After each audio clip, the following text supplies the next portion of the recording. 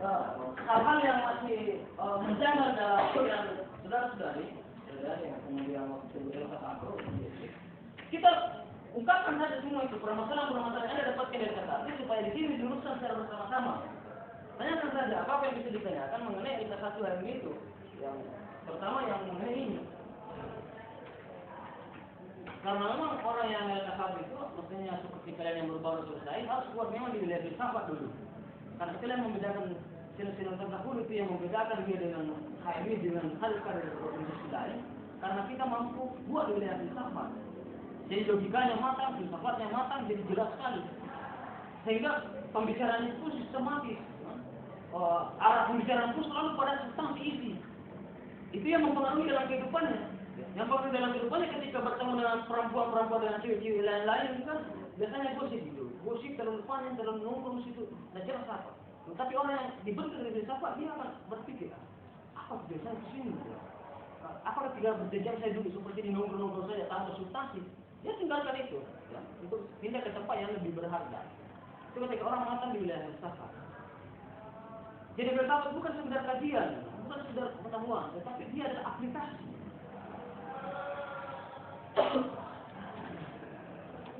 Sama dari konsep ketuhanan secara mempengaruhi dalam kehidupan manusia. Oke, mari bandingkan bagaimana konsep ini Mu'tazilah dengan Jabariyah atau Al-Asy'ariyah mempengaruhi peradaban. Peradaban apa yang paling terbesar yang pernah diraih umat Islam? Ya. Peradaban apa yang paling terbesar sampai hari ini? Seluruh pakar mengakui bahwa belum ada yang mampu menggeser peradaban yang pernah diciptakan umat Islam. Itu peradaban apa namanya? Peradaban apa? Dan di masa apa itu?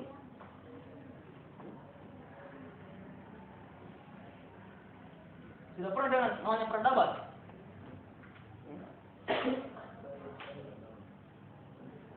Atau siapakah tokoh-tokoh yang Anda kenal adalah tokoh-tokoh yang paling berpengaruh dalam Islam? Tokoh-tokoh Islam. Ya. Siapa lagi? Ibnu Sina, Ibnu Rus, ya. Siapa lagi? Tokoh-tokoh yang pernah berpengaruh. Sampai hari ini justru kajiannya Al-Farabi. Ya, Al-Ghazali, Al-Kindi. Ya, termasuk Sadah Mutahari itu baru-baru kan, sekitar abad 1920. Al-Syariati. Tapi di abad sebelumnya sampai hari ini monumental itu semua karya-karyanya.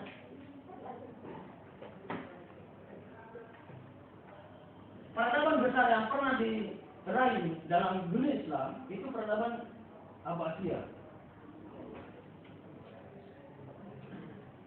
Apalagi pada masa pimpinan Al-Ma'mun. Itu anak dari di masa Abbasiyah. Ini abad 9. Abad 9.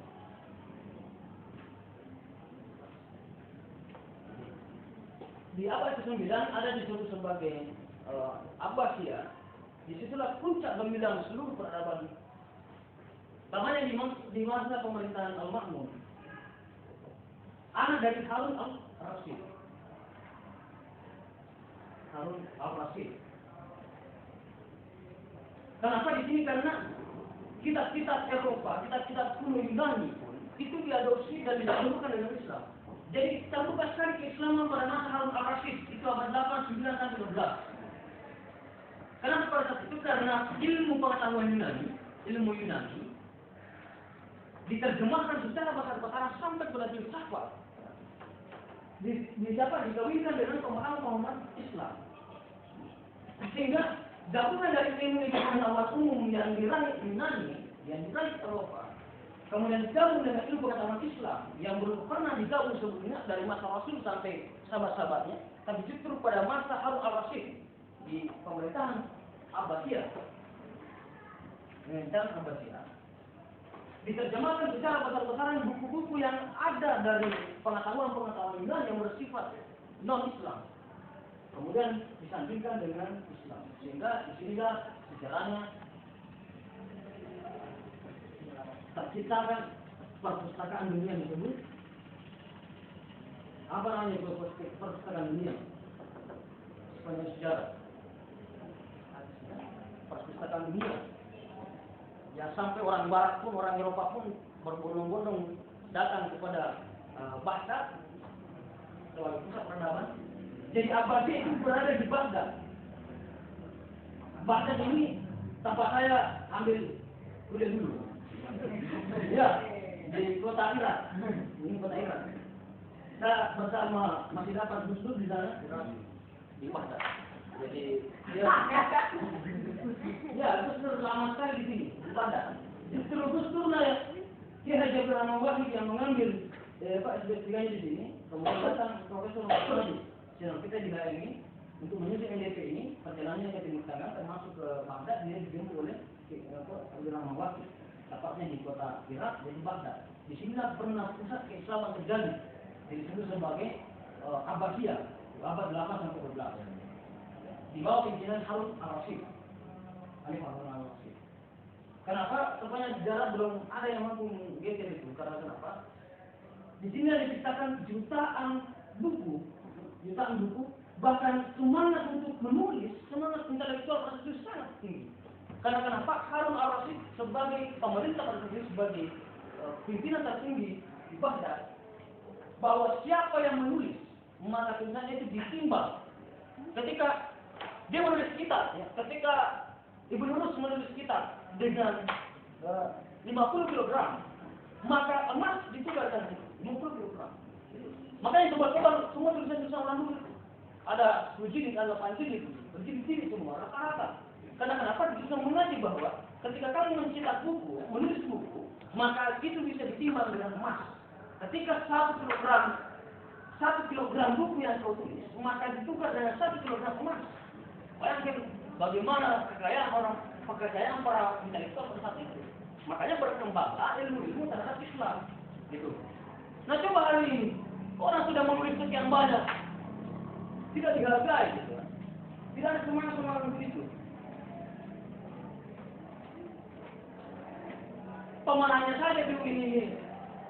Lulus terbaik ini, hadiahnya Coca-Cola 2 botol. Gimana dia? Sini, dia 2 botol Coca-Cola. Bagaimana semangat Islam itu menuju kepada kampus peradaban? Kampus Islam yang sampai kepada peradaban dunia. Tidak bisa. Karena kenapa? Tidak ditopang dengan motivasi. Harun al-Rashid, kepimpinan Harun al-Rashid justru perkembangan pengetahuan. Makanya muncullah orang-orang terhebat sepanjang sejarah, yaitu Avicenna atau Ibnu Sina, atau kalau di Eropa disebut sebagai Avicenna.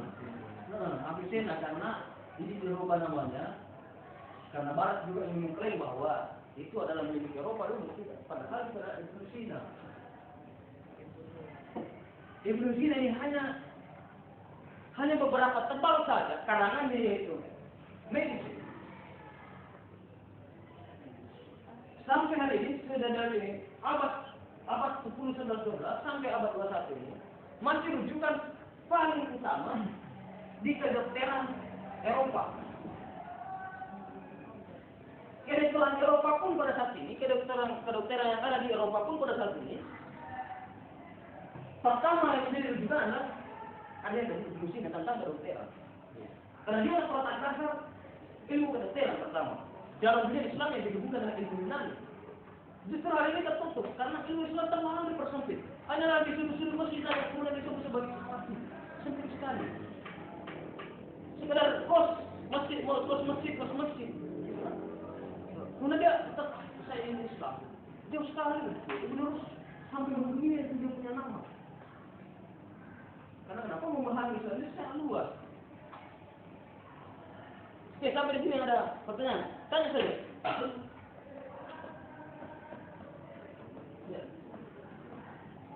Ya, ditanya saja. Sambil saya balik sini saya mata pejak saya tidak kembali. Tanya sama situ.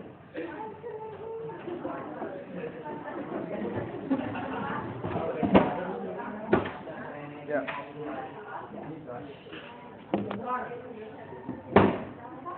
Gimana, ada pertanyaan? Ini belum selesai nih, baru ini sampai belum sampai pembahasan itu bagaimana pertemuan antara Jembaran.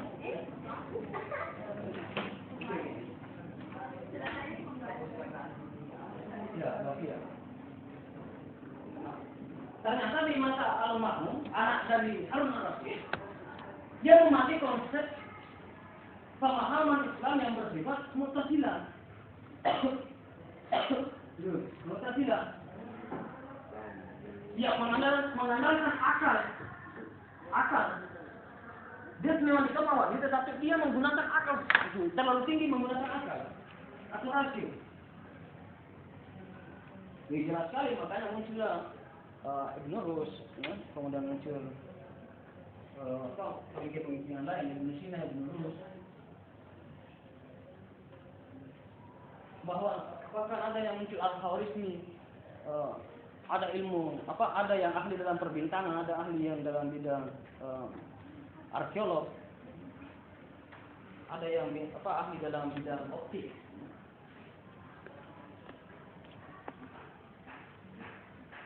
Tetapi di sisi lain, tentang Mu'tazilah justru jatuh ketika Harun al-Rasyid, kemudian turun ke anaknya Al-Ma'mun, kemudian turun anaknya ke Al-Mutawakkil. Ketika pemerintahan Al-Mutawakkil justru merubah, dia menggugurkan, bahkan Mu'tazilah ini sebagai paham teologi dijadikan sebagai konsep negara. Maksudnya dia sebagai mazhab. Jadi ini sebagai mazhab yang dipakai pada saat itu. Kita akan bandingkan nanti di mazhab yang dipakai dalam mazhab Jabariyah, mazhab Asy'ariyah, sampai mana peradaban yang pernah dicetak dan sampai mana peradaban ketika mazhab Mu'tazilah yang dipakai dalam satu konsep negara. Jadi konsep Mu'tazilah dijadikan sebagai mazhab tersendiri yang ada pada saat itu di Abbasiyah atau di Baghdad atau di Irak sebagai pusat peradaban Islam dunia. Nah, nanti ketika kematian Al-Mahdi sebagai khalifah pada saat itu, maka diganti oleh Al-Mutawakkil. Nah, mulai dari sini bergeser. Yang dulunya mazhab Mu'tazilah dijadikan sebagai mazhab yang pokok dalam negara, akhirnya itu dirubah, jadi digugurkan. Jadi tidak lagi semuanya dibebaskan apapun. Bahkan berpeluang masuk mazhab-mazhab yang lain. Sehingga mazhab yang dulunya rasional dan orang yang menciptakan pemikir-pemikir Islam yang menyejarah namanya sampai hari ini, misalnya Ibn Sina, Ibn Rus, Al-Khawarizmi.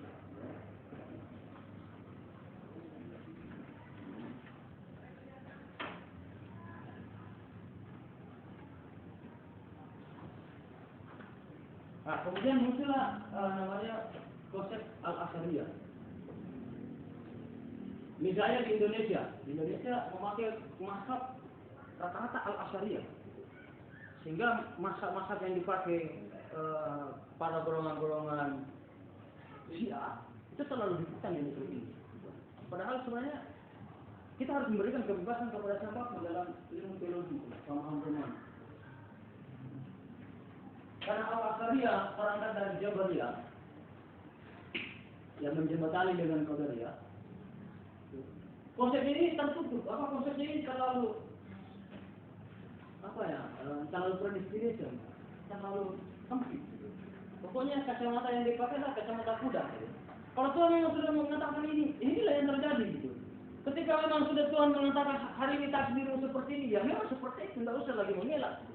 Ketika kamu memang miskin, ya memang miskin, karena Tuhan menghendaki itu. Nah, itulah pemahaman dari Al-Asy'ariyah, Jabariyah, kemudian naik kepada Ahlus Sunnah. Yang menganggap di tengah-tengah dirinya, tetapi dirinya kembali ke Tuhan.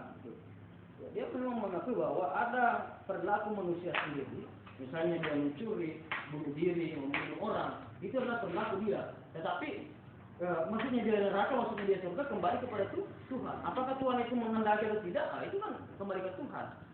Kalau Mu'tazilah tidak, tidak seperti itu. Yang jelas ketika amal salehnya banyak di dunia, pasti surga tempatnya.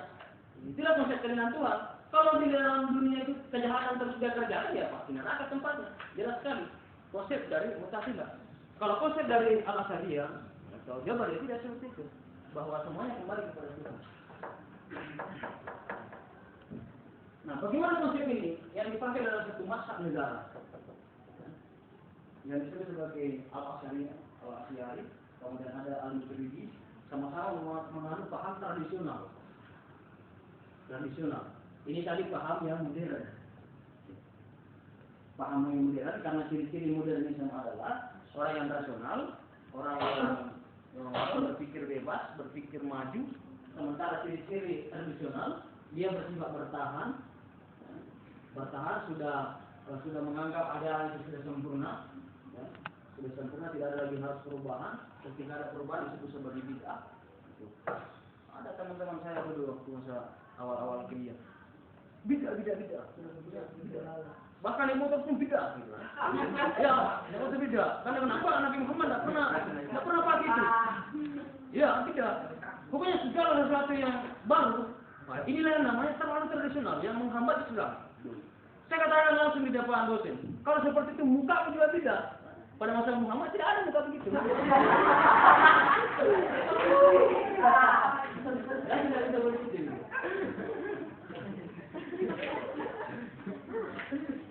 Makanya kalau Cak mengatakan itu bid'ah tapi bid'ah yang hasanah, bid'ah yang baik.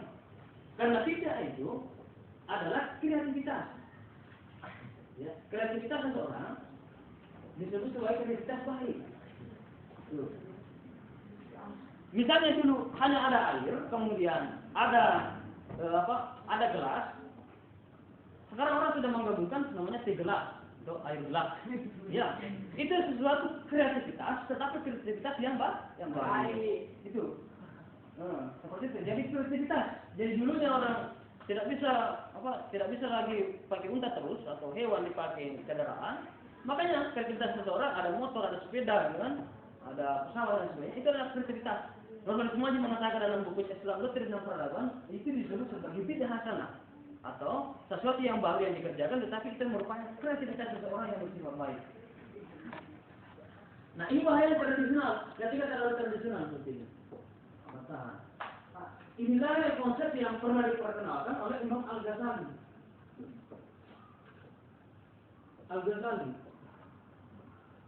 Al-Ghazali terlalu ketika manusia sudah sampai pada puncak peradaban di masa Abbasiyah di abad 8 sampai 12, justru kejatuhan di sini, jatuhnya orang di sini karena Al-Ghazali mengatakan terlalu rasional. Jadi memahami Islam pada masa Abbasiyah ini memang pernah mengalami kemajuan yang sangat pesat, bahkan menjadi rekor dunia. Jadi rekor dunia terbesar di dunia sepanjang masa dalam sejarah itu dimiliki Islam pada abad 8 sampai 12 di masa pemerintahan Harun al-Rashid, disebut sebagai masa periode Abbasiyah. Karena kenapa konsep-konsep Plato, konsep Aristoteles diterjemahkan dari Yunani itu menuju kepada teks Arab. Makanya perpustakaan Alexandria pada saat itu, Alexandria pada saat itu jutaan buku, bahkan pada saat dibakar dan dibuang di laut, sampai-sampai air laut itu menjadi hitam. Lalu betapa banyaknya karya yang dimiliki umat Islam yang telah diterjemahkan dari terjemahan dari Yunani, ilmu pengetahuan Yunani, semua ilmu pengetahuan Yunani terangkum dalam konsep keislaman dan dilumbuhi dengan konsep keislaman sehingga menyatu antara konsep Yunani dan konsep keislaman. Makanya muncul semua pengetahuan-pengetahuan yang sangat besar. Makanya ada pemikir-pemikir terhebat yang baru-baru ini, misalnya Nukib Al-Attas, dia katakan bahwa seandainya perpustakaan di Alexandria milik Islam pada saat itu tidak dibakar, maka tidak akan muncul namanya Newton, tidak akan muncul namanya Albert Einstein, itu tidak ada apa-apa, tidak akan muncul. Karena kenapa? Jauh sebelumnya akan muncul lebih besar lagi.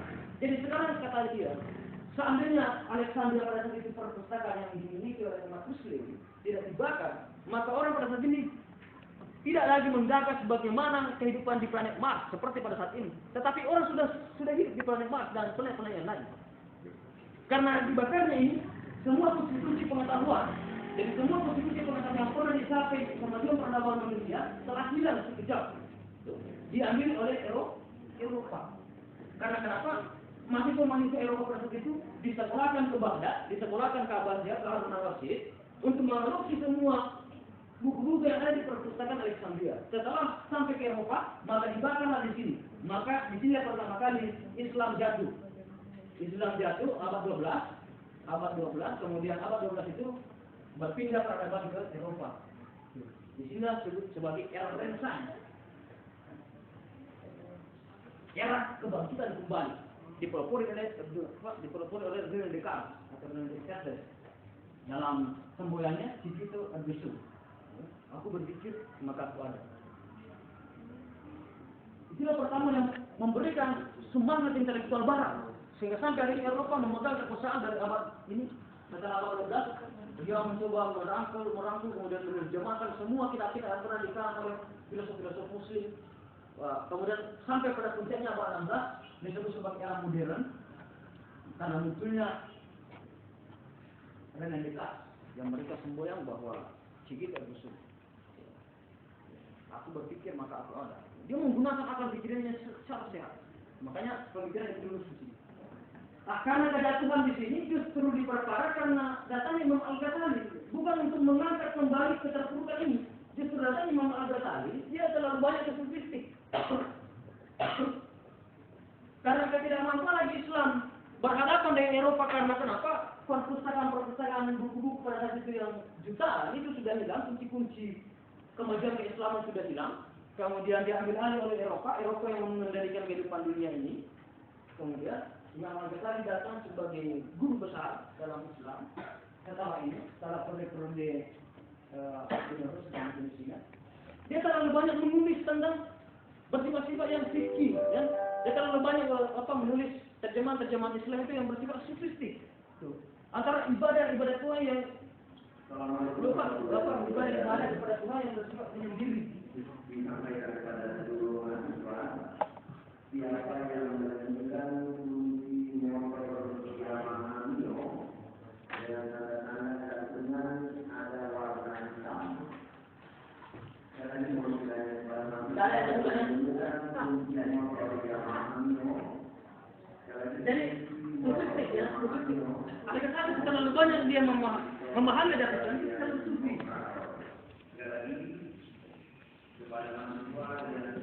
Kemudian yang membedakan tentang konsep kekabaran ke ibadah semasa yang bersifat sofistik. Sama dalam artian tenang, gitu kan? Dalam keadaan tenang, pasrah.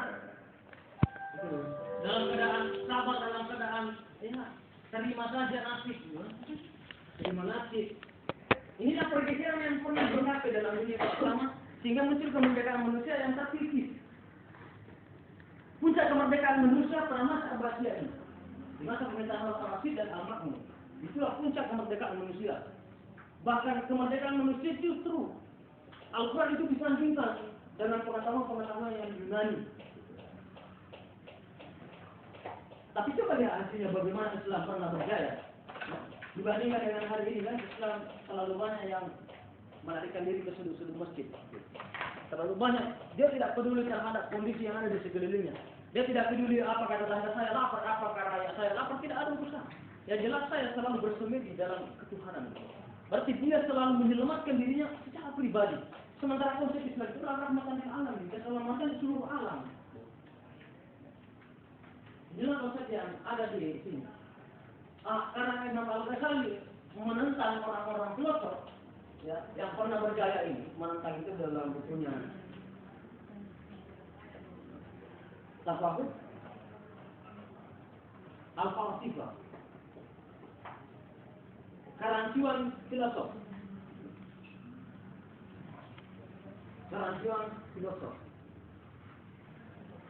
Disambung oleh Ibnu Taimiyah. Barang siapa yang berlogika maka ia kafir. Inilah yang paling memperparah pemikiran Islam sepanjang masa di awal itu. Di mana gempar seluruh dunia bukunya Imam Al-Ghazali Tafahud Al-Falsifah. Kerancuan para filosof. Yang dimaksud kerancuan para filosof adalah para filosof terdahulu yang pernah dicetak di sini karena kenapa? Al-Quran itu, keislaman itu disandingkan dengan pengetahuan Yunani. Padahal justru berkembang pada saat itu. Kenapa dia jatuh ke sini? Karena tidak terlalu menggunakan lagi hijrah. Dia lebih jatuh kepada hasad. Jadi di sini pergeserannya jatuhnya Abbasiyah Bukan karena tidak menggunakan pemikiran, tetapi dia dipengaruhi oleh nafsu. Jadi kehidupan pada saat itu terlalu banyak pemerintah-pemerintahnya, raja-rajanya juga dijadikan sebagai perempuan dan minuman keras sebagai prioritas utama. Nah ini yang menyebutkan bangsa tersebut. Makanya dalam sepanjang sejarah, ketika ada laki-laki yang sukses, maka pasti ada perempuan yang ada di belakangnya yang berkualitas yang menopang dirinya. Itu sejarah. Tetapi ketika ada laki-laki punya jatuh, tokoh-tokoh besar punya jatuh, kebanyakan jatuh kepada perempuan. Makanya perempuan dua sisi. Jadi tidak ada laki-laki yang sukses, tidak ada tokoh-tokoh yang sukses tanpa ada perempuan di belakang. Bagaimana Muhammad mampu menyebarkan Islam, meyakinkan orang-orang pada saat di jahiliyah, karena ada Siti Khadijah yang telah menguatkan. Dan bagaimana kejatuhan tokoh-tokoh yang lain? Itu karena disebabkan perempuan, terutama di sini juga.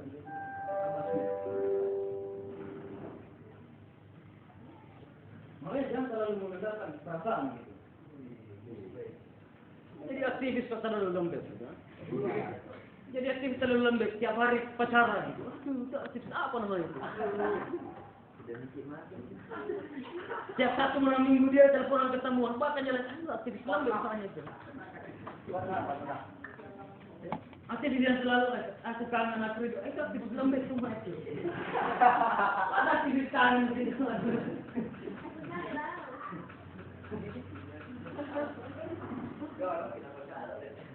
Itu terlalu lembek.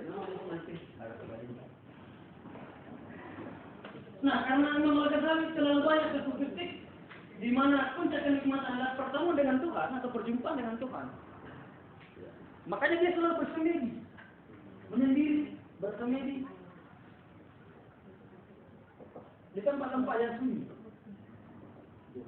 jauh dari kemewahan dunia. Ini dia kuncinya. Kemewahan. Pokoknya dia semua apa saja yang ada dia pakai. Cuma camping pakainya bersandal sebelah, kakinya tidak punya sandal sebelah. Pokoknya itu adalah sofistik, gitu kan? Itu adalah sofistik. Yang terpenting adalah bagaimana perjumpaan dengan Tuhan. Tetapi di situ dikritik bahwa itu hal yang dianggap keliru. Makanya buku yang menggambarkan pada abad pertengahan dari Al-Ghazali atau Al-Fawatiha, maka cepat dibahas oleh Ibn Rus.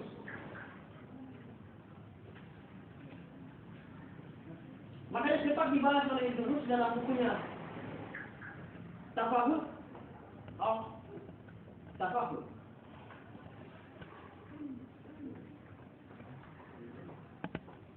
Kerancuan dalam kerancuan. Dia menentang semua ini. Mulai dari Al-Ghazali sampai kepada Ibn Taimiyah yang mengatakan bahwa orang yang berlogika maka dia adalah kafir, dan orang yang berfilosof, orang berfilsafat dia adalah kafir. Justru dalam bukunya Al-Tafahud, coba ketika Anda menemukan itu warna agak kecoklatan jenis sampulnya, itu Al-Tafahud karangan dari Ibn Rus. Ini adalah jawaban dari kritikan terhadap buku yang ditulis.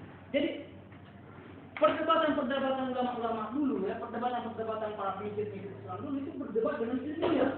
Ketika satu tokoh besar menulis buku, maka tokoh besar itu mengkritik dengan menulis buku.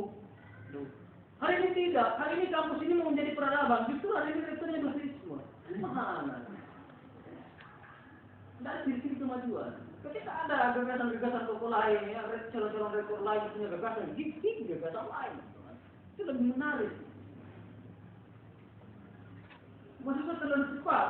Kalau lebih cepat selesai, tapi tidak dibumbui dengan kualitas-kualitas dosen, tidak dibumbui kualitas-kualitas bacaan. Kampus tidak lagi dikelilingi toko-toko buku, ya, yang ratusan toko-toko pemilik toko-toko buku yang ada di kampus seperti di masa Abbasiyah dan abad-abad sebelumnya. Justru ini diganti. Kampus dibawanya ke dalam mall, UIT, kan? Apa kaitannya mall dengan kampus? Berarti memang orang mau ke kampus memang dalam keadaan gaya-gayaan, gitu. Ya, di lantai dasar lagi, berarti melalui lantai dasar dulu baru naik. Ya. Jadi orang tampaknya pun itu berbelanja terpaksa belanja dulu, kan? Nah, terpaksa dia foya-foya dulu di bawah, tuh. Terpaksa dia gaya-gayaan, nongkrong gitu. Akhirnya lupa naik. Makanya kenapa? Di situ Kampus-kampus tidak lagi memprioritaskan apakah keilmuan itu betul-betul matang. Kampus terbesar, kemudian bukan lagi toko-toko buku yang mengelilingi kampus-kampus di sekitar kampus, tapi kos-kosan seperti ini. Alangkah indahnya seandainya UIN ini, semua yang ada di lokasi-lokasi ini adalah toko-toko buku semua. Akan cerdas cepat UIN dalam 1-2 tahun itu. Justru di sini hanya satu saja di situ. Satu saja penjual buku yang ada di situ terus, itu juga sepi pengunjungnya. Kemana semua uangnya mahasiswa diapakan semua itu? Berpoya-poya, ya? Itulah masalahnya. Kacau memang, gimana Indonesia merdeka dari penjajahan ini?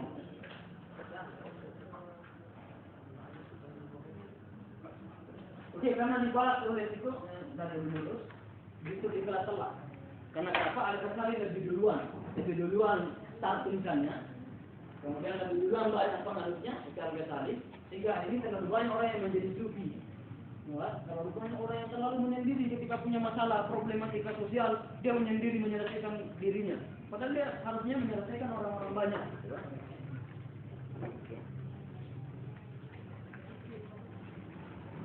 Oke, di ujung-ujung di pembahasan ini kemerdekaan manusia dan universal bahwa kemerdekaan manusia merupakan pilihan manusia. Dalam proses HMI, himpunan manusia Islam memahami manusia, maka manusia itu sebagai subjek. Karena manusia sebagai subjek, maka dia pelaku. Ya. Ketika dia pelaku, berarti dia butuh kebebasan untuk berkehendak. Kebebasan kehendak. Seandainya manusia tidak memiliki kebebasan berkehendak, maka manusia itu sebagai objek. Kenapa manusia sebagai subjek? Karena ketika dia objek, maka Tuhan butuh. Tuhan butuh kepada manusia. Seandainya dia objek. Tapi Tuhan menciptakan manusia sebagai subjek. Dia pelaku. Disebut sebagai khalifah, perwakilan Tuhan di permukaan bumi ini. Untuk mengelola, mendesain alam ini, manajemen secara baik. Supaya berkelangsung kehidupan Tuhan mengasih alam. Makanya dia subjek. Ketika dia subjek, maka konsekuensinya dia pelaku. Ketika konsekuensinya manusia pelaku, maka dia membutuhkan kebebasan dari kehendak, yaitu kreativitas. Kreatif yang menghasilkan skill.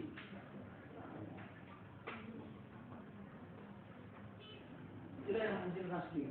Tetapi manusia ketika tidak memiliki konsep tentang subjek, maka dia jatuh kepada pemahaman bahwa segala sesuatu itu sudah ditentukan Tuhan. Ditentukan Tuhan. Jadi mau apa saja ya itu kan sudah ditentukan Tuhan. Jadi kita tidak usah terlalu maksimal. Makanya ini penelitian dari Jawa Barat, di pasar Jawa Barat saya teliti tentang orang yang berdagang. Ternyata beda penghasilannya orang yang berdagang yang memahami bahwa ketika saya ke pasar, maka ketika saya duluan ke pasar, maka rezeki saya justru lebih banyak karena saya lebih banyak waktuku berusaha. Sementara dia teliti, ada channel 3 ini yang meneliti di Jawa Barat itu, ada pasar di sana pasar Terusan. Ada orang yang datang ke pasar jam 9 pagi baru sampai. Dia ditanya, loh, kenapa sampainya jam 9 pagi? Orang di sana itu sudah berdagang jam 4 subuh. Wah, pokoknya rezeki saya itu sudah ditanggung Tuhan, tidak mungkin rezeki saya diambil itu. Rezeki saya ini sudah tersendiri. Ternyata ini yang meneliti, ternyata jauh sekali perbedaan hasilnya. Orang yang memahami bahwa konsep Tuhan itu rezeki itu datang sesuai dengan kreativitas dan pekerjaan manusia sejauh mana. Makanya dia datang dengan Pak Subuh berdagang. Ada yang memahami bahwa rezeki itu tak kemana-mana. Kalau sudah rezeki seperti itu, memang seperti itu. Dia datang jam 9 bermelas-melasan sampai jam 9 pagi. Akhirnya dari 4 jam, 5, 6, 7, 8, 9 orang sudah 4 jam, 5 jam berdagang, baru dia datang. Itulah perbedaan yang membentuk diri manusia, padahal hanyalah perbedaan memahami konsep ketuhanan. Satu memahami konsep ketuhanan bahwa rezeki itu ada, semakin banyak saya bekerja, semakin banyak hasilnya. Sementara ini yang kedua, biarpun bagaimana saya bekerja, berusaha bagaimanapun, ketika memang sudah seperti itu, ya begitu. Makanya dia datang, mau datang itu. Inilah pilihan orang yang beranggapan pada al-ashaliyah, ini al-mustasilah. Itu pikiran-pikiran yang ada dalam konsep ini. Ternyata konsep ketuhanan itu selalu pernah menuruni. Jadi orang tidak terlalu berusaha bagaimana dia bekerja, karena dia sudah yakin ketika memang sudah tuliskan Tuhan bahwa saya kaya tahun sekian, saya pasti kaya. Nah, itu konsep keliru. Karena kenapa? Dia tidak membangun syarat-syaratnya. Itu keliru. Ya kita memulai pembahasannya kemerdekaan ini dari situ tadi, di situ itu tadi. Sebagai apa? Sebagai kesimpulan. Jadi PAN bisu.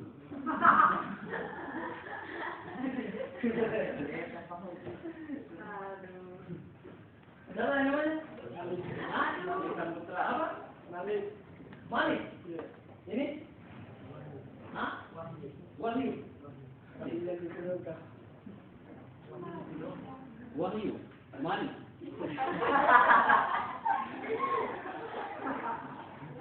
Nah, kalau Tuhan mengetahui ini, kalau Tuhannya Tuhan, kemudian dia mengetahui, kemudian dia kata semua ini, atau dia yang menyebabkan seperti ini, maka di mana konsep keadilan Tuhan yang teman-teman yang lain tidak memiliki panik?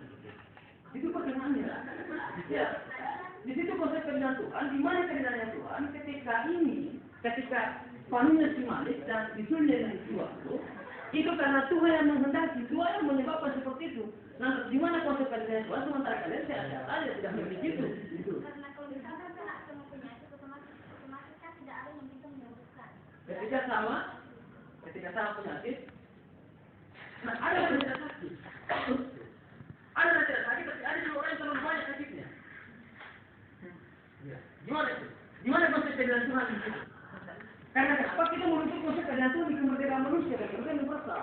Karena kemerdekaan manusia dan keharusan universal, di sini kita menggabungkan dari dialog kebenaran Tuhan itu terlalu melangi. Tuhan terlalu melangi diperdebatkan, tetapi di kemerdekaan manusia kita mencoba membumikan kita kehidupan bumi, kemudian konsep Tuhan yang terlalu melangi itu disampingkan di sini pertengahan.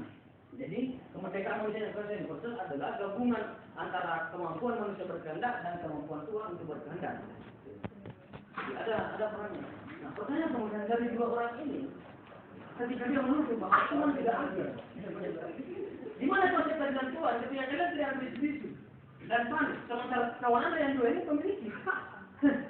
Di mana keadilan Tuhan? Nah inilah perdebatan ini yang sangat panjang ya. Perdebatan ini yang sangat panjang. Dari masa ke masa disebut sebagai aliran teologi, aliran pemikiran. Mengenai konsep keadilan Tuhan. Di mana keadilan Tuhan? Ada orang yang jatuh di motor hanya lari 40 km per jam. Ada juga orang yang jatuh, tapi dia langsung mati. Tapi ada juga pembalap, ya, seperti Valentino Rossi, ya, jatuh dari sekian ratus kilometer per jam, dia jatuh, tapi dia tidak walafiat. Di mana konsep keadilan Tuhan itu? Ya, apa? Takdirnya. Ya, masalahnya di situ di mana konsep keadilan Tuhan? Ketika ada orang yang naik motor jatuh dengan pelan-pelan, tetapi dia meninggal, sementara ada orang yang jatuh dari motor yang sangat kencang, tapi dia selamat. Mungkin.